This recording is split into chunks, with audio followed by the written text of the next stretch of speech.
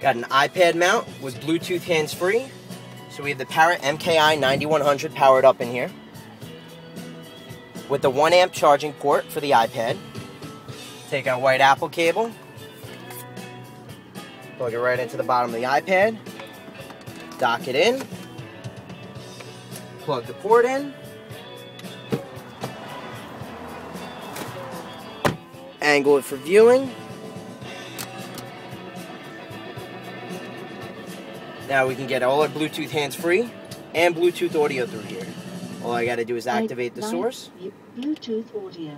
Choose my iPad.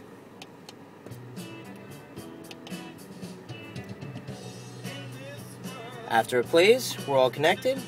Track up and track down right through that wireless controller. So now we got our iPad mounted, iPad charging, working right through the interface, and Bluetooth hands-free.